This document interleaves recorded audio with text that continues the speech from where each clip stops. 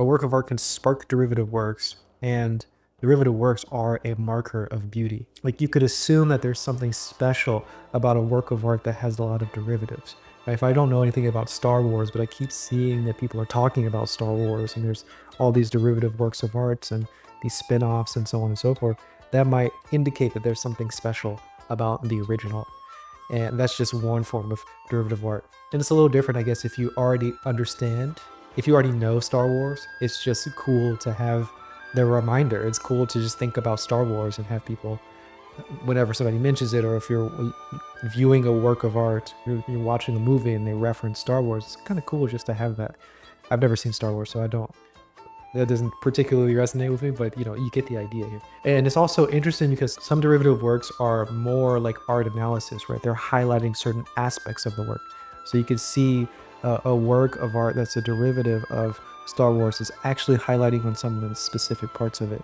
Or Star Wars could be a derivative of a Kurosawa film that's highlighting a specific aspect of that Kurosawa film that was interesting. And in other cases, instead of just highlighting certain aspects of it, you can highlight aspects and then elaborate on those, or put it into a new context, or add more detail, or just expand the context and like explain a bit more of what was happening around it, and then describe how different aspects of the work are interacting with each other. And it's just elaborating on the original work of art. These are all ways that a work of art, a derivative work of art, can be a marker of the beauty of the original work of art. Because beauty really is, one aspect of beauty is just having your attention be placed onto something. Like, you see something beautiful, you want to pay attention to it, and you might pay attention to it for a long time, and that paying attention might spark this form of derivative. Let's just say there are different forms of derivatives. Like, it might spark just a memory, so you just have that memory, and it might have a recurring memory. It might spark you to write things down about it, highlight again in the highlighting part, highlighting the things that you liked about it, or highlighting things that could be improved. Criticism is another part of a derivative that's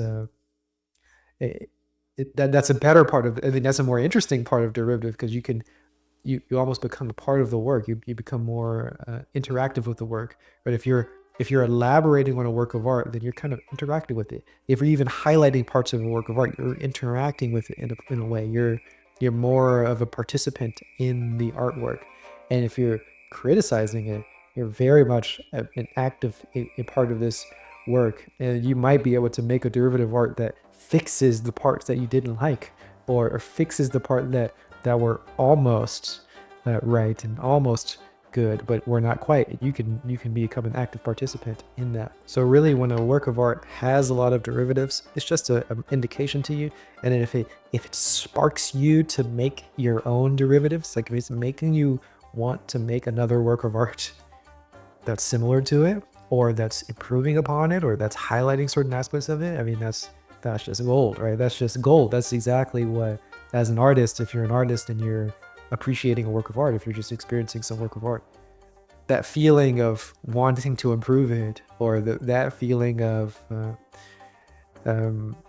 seeing other possibilities within it, is just amazing. You want more of that, right? There's so much with seeing different possibilities in a work of art, right? If you have a particular work of art and it completely change, like, it's possible for a work of art to change how you are seeing the world, or change how you're seeing art, and completely update the way that you appreciate other works of art, right? It's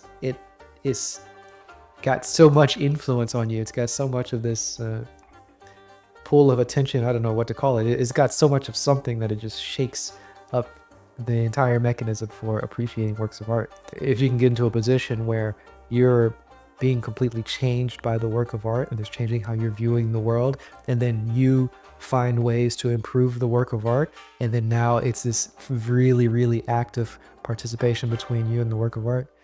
I mean, man, that's something special.